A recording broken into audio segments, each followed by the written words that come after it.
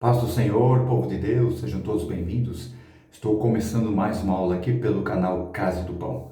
Estou comentando os milagres no livro de Atos dos Apóstolos e hoje vou comentar a cura do paralítico que estava ali em Listra, que se encontra em Atos capítulo 14, versículos 6 a 10. O texto diz que Paulo e Barnabé estavam em Icônio e dali fugiram por causa da perseguição para Listra e Derbe, e ali pregavam o evangelho.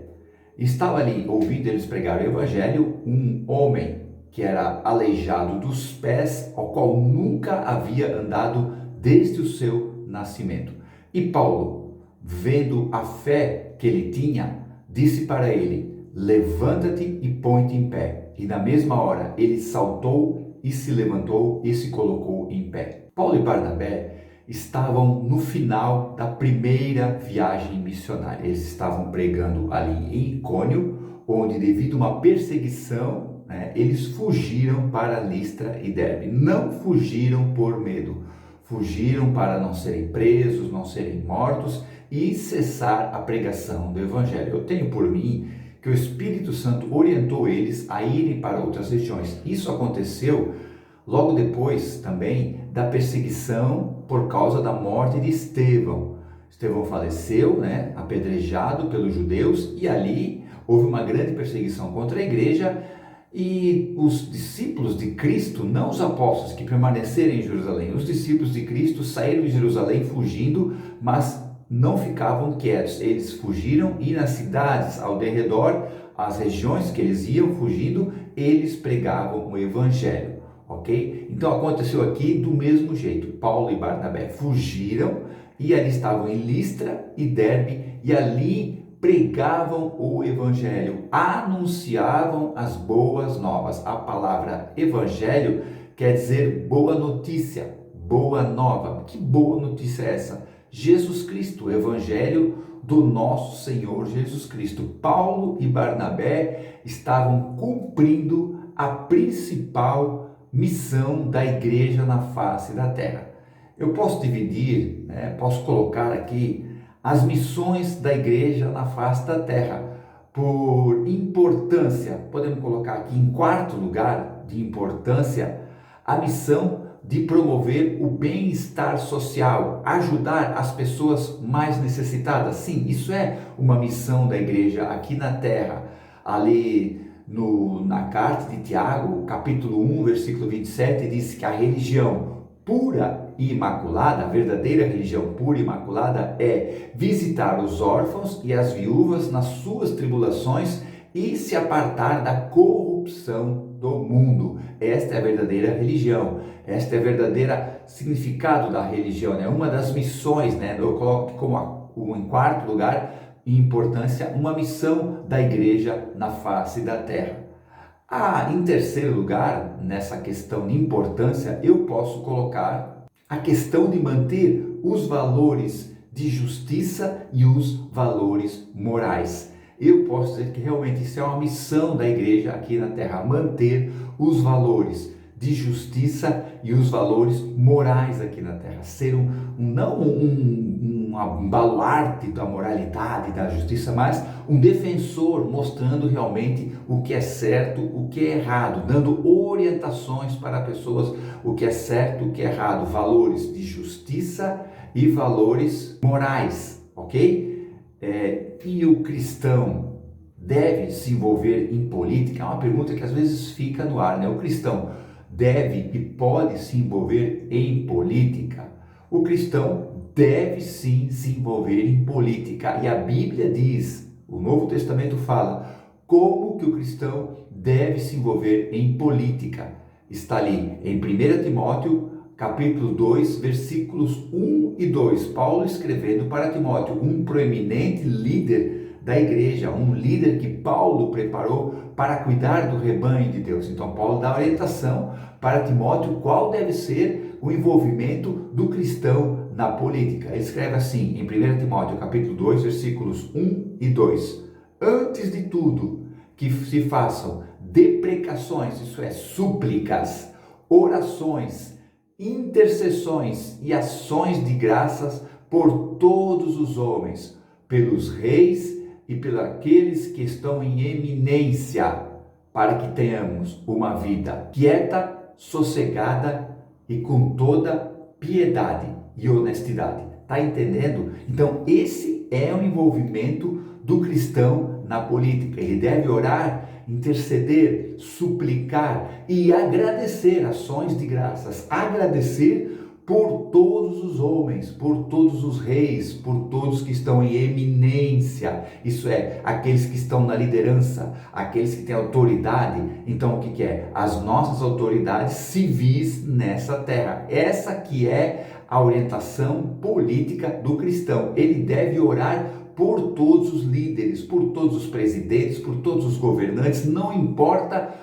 qual a ideologia, qual partido esse governante, esse político, essa pessoa que tem essa autoridade representa, não importa. O cristão deve interceder, deve suplicar e deve agradecer por ele. Olha só, olha que sério isso, gente. E isso Paulo ainda escreve para Timóteo, isso é bom e agradável perante o Senhor. Então Deus se agrada quando faz isso. Eu entendo que o cristão, ele pode, no seu dever, na sua orientação política, ele pode fazer até uma manifestação pacífica, participar de um evento pacífico, né? Criticando alguma forma, pode até fazer isso, mas a principal função do cristão na política é orar pelos nossos políticos, é orar por eles. Se ele participa, isso é um pensamento meu, e baseado naquilo que Paulo falou para Timóteo, se ele participa de um evento para criticar, para protestar contra um governante, contra um líder político, ok, tá tudo bem. Só que se ele ficou lá 1 hora fazendo esse protesto, o mesmo tanto ele tem que ficar orando por essa pessoa. Tem que estar intercedendo, suplicando e agradecendo por essa pessoa. E também, claro, né? Pedir a salvação dela, pedir que Deus tenha misericórdia dela e o Evangelho alcance a vida dessa pessoa e essa pessoa parta salva dessa terra.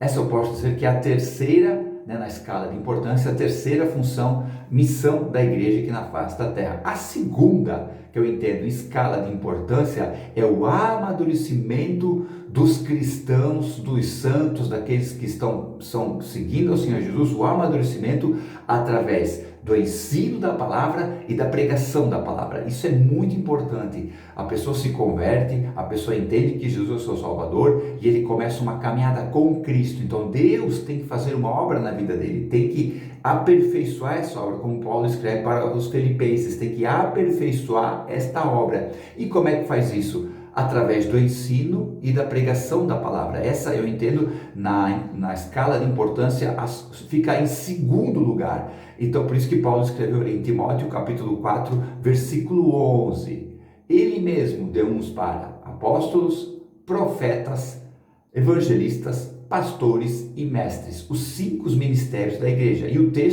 esse texto de Efésios, Paulo continua, para quê? Para aperfeiçoamento dos santos, para a obra do ministério, para todos terem a mesma unidade da fé, o mesmo pensamento, a mesma crença, e que todos cheguem ao conhecimento do Filho de Deus, varão perfeito. Essa é a função da igreja em segundo lugar. E em primeiro lugar eu tenho que é a pregação do Evangelho, o anúncio de Jesus Cristo como Senhor e Salvador. Jesus disse ali em Marcos 15:16, ide pregar o Evangelho a toda criatura. Em Mateus 28:20 ele diz, ide, fazei discípulos em todas as nações, batizando em nome do Pai, do Filho e do Espírito Santo. E em Lucas 24:47 ele diz que fosse pregado o arrependimento e a remissão dos pecados, começando por Jerusalém. Então essa é a principal, primeiro lugar, a função da igreja na face da terra, pregar o Evangelho. É isso que Paulo e Barnabé estavam fazendo ali em Listra. Não estavam anunciando um reino político, não estavam querendo mudar o sistema de governo daquela cidade, estavam anunciando a Jesus Cristo. Enquanto Paulo pregava ali, na praça da cidade, a grande prioridade que ele pregava ali na praça da cidade, ali em Listra, ele procurava locais muito povosos ou com bastante movimentação de pessoas, enquanto ele pregava ali, o texto é bem claro, havia ali um homem que era leso dos pés, aleijado, ele mancava, e diz que ele não andava e era assim desde o seu nascimento. Então olha a situação deste homem, e este homem estava ali prestando atenção no evangelho que Paulo pregava. Então entenda, Paulo, inspirado pelo Espírito Santo, na orientação do Espírito Santo, pregava o evangelho, e as palavras que saíam de Paulo iam direto ao coração das pessoas, e principalmente neste homem que estava ali aleijado desde o seu nascimento, ok? Com certeza, né? Ele estava numa praça pública para a questão das esmolas. O texto não diz, mas eu posso entender assim, um aleijado numa região que tinha bastante movimento de pessoas, estava ali para pedir esmolas. Enquanto Paulo pregava, a fé daquele homem ia entrando no seu coração e acendendo uma chama que no começo era uma pequena chama de esperança e depois se tornou uma labareda tremenda, onde o seu coração ficou cheio daquilo que Paulo anunciava, Jesus Cristo como Senhor, Salvador e Mestre. Com certeza Paulo deve ter contado algum grande milagre que Jesus fez, alguma grande cura que Jesus fez. Talvez falou de uma ressurreição que através de Jesus aconteceu. Então tudo isso, quando talvez Paulo testemunhava ali, entrava no coração daquele homem. E a chama da esperança, que se tornou uma labareda, ia crescendo mais e mais. Então, quando Paulo pregava, ele fixou os olhos neste homem e notou, ele viu que este homem tinha fé para ser curado. Mas como que Paulo viu? Será que ele estava acenando com a mão? Eu tenho fé, eu acredito. Será que ele escreveu alguma coisa e mostrou para Paulo? Eu tenho fé, eu acredito, ora por mim. Não, gente, não. Paulo, pelo Espírito Santo, notou a fé daquele homem. Houve uma ligação espiritual de Paulo com aquele homem. Quando as pessoas estão anunciando a palavra de Deus, que Deus deu, tá entendendo? Olha só isso aqui, vou melhorar isso aqui. A pessoa recebeu a mensagem de Deus, ele tem certeza o que Deus quer falar, ele tem certeza o que Deus quer anunciar para aquela pessoa, para aquele lugar, para aquela comunidade, para aquele grupo de pessoas. A pessoa tem certeza, Deus quer que eu fale isso, Deus quer que eu fale esta palavra para estas pessoas. Aí essa pessoa tem uma intimidade com Deus poderosa, tá entendendo? Então, quando eles têm uma intimidade com Deus poderosa, o Espírito Santo tem mais liberdade de agir através da vida dessa pessoa. Então, Paulo, que tinha uma intimidade com Deus maravilhosa, tremenda, ele sabia o que tinha que ser pregado naquele lugar e estava ali pregando com ousadia, com autoridade, na unção do nosso Senhor Jesus Cristo, pelo poder de Deus.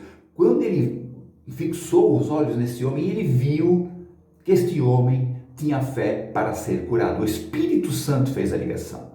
Então Paulo, cheio do Espírito Santo, o texto não diz, mas eu creio, Paulo, cheio do Espírito Santo, dá uma ordem de comando, uma ordem de autoridade. Levanta-te direito sobre os teus pés. E o texto diz que ele saltou. O texto diz que ele não se levantou com dificuldade e começou a dar o primeiro passinho, o segundo. O texto diz que ele saltou e andou.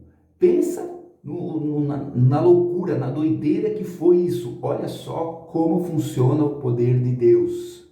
A intimidade que Paulo tinha, a unção que Paulo tinha e a palavra que ele sabia que Deus orientou ele, entrou no coração desse homem, criou um vínculo espiritual com Paulo, ele se encheu de fé e Paulo, numa palavra de autoridade, cumpriu Mateus 19, ou 18 e 19, que diz: o que dois concordarem na terra acerca de qualquer coisa, Deus Pai fará acontecer. Olha que tremendo, Paulo e esse aleijado concordavam que havia fé para ser curado, e no poder de Deus, na ligação que houve no Espírito Santo, esse homem foi curado na hora, que maravilha.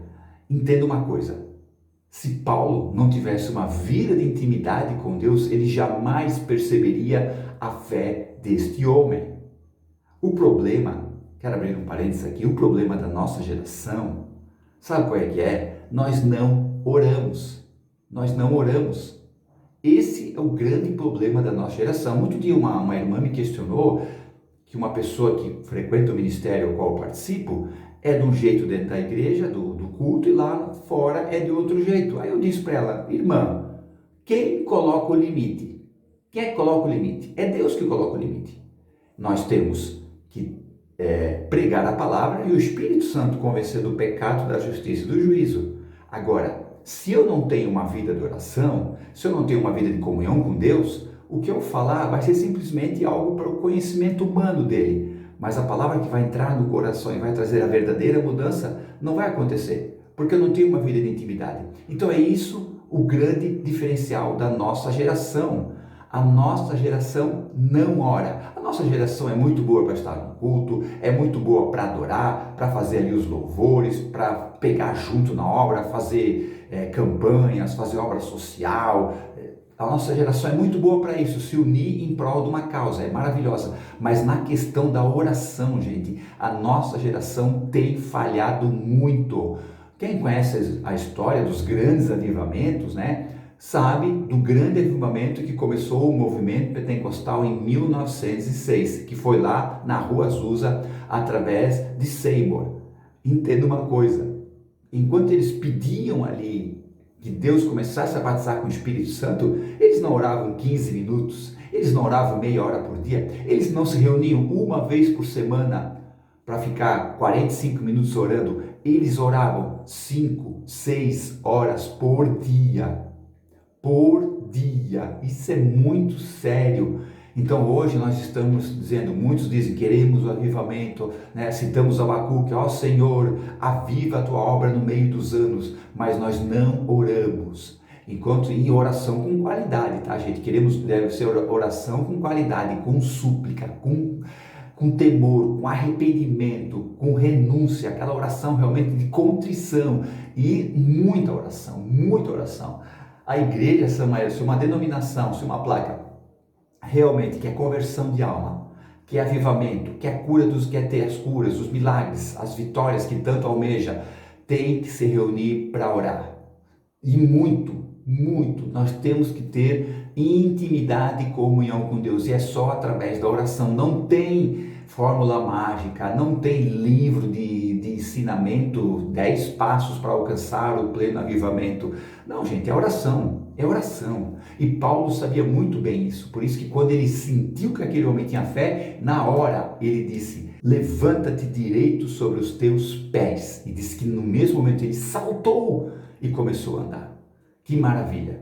Só que nesse caso, né, eu já citei outras histórias aqui de curas do livro de Atos. Nesse caso aqui, não houve uma grande conversão em massa, né? Nos outros textos que eu falei, final de semana passada eu falei sobre ali o Sérgio Paulo, que se converteu quando Paulo fez aquele feiticeiro ficar cego. Então, sempre houve conversões. Nesse caso, não. Os moradores locais, devido ao misticismo que havia em Listra, os moradores locais entenderam que Paulo e Barnabé eram dois enviados dos céus como Deus. Então eles entendiam que Barnabé era Mercúrio e que Paulo era Júpiter, e queriam oferecer sacrifícios para eles. Mas Paulo e Barnabé, vendo aquilo, rasgaram as suas vestes. É um ato de contrição, né, que o judeu faz. Paulo e Barnabé rasgaram as suas vestes e impediram as multidões de fazer aquilo. Disseram: não, nós estamos aqui amando do Deus vivo, não somos nada, somos homens como vocês. E impediram a multidão. Só que de repente apareceu ali pessoas que estavam perseguindo eles lá desde Icônio, Antioquia, e pegaram eles e apedrejaram Paulo de uma forma tão brutal que acharam que Paulo tinha morrido. E daqui a pouco Paulo se levanta e eles entram ali na cidade de Derbe, onde anunciavam o evangelho e fizeram ali muitos discípulos, né? E ainda voltaram para Listra. Mesmo com esse apedrejamento de Paulo, ainda voltaram para Listra e fortaleceram a fé dos irmãos. Então, mesmo assim, mesmo que esse milagre não trouxe uma grande repentina salvação de almas, realmente ele edificou a fé das pessoas. Quem pensa, Paulo depois voltou para lá, e eles viram: poxa, mas o cara não foi dado como morto por causa do apedrejamento? Não, ele está ali vivo.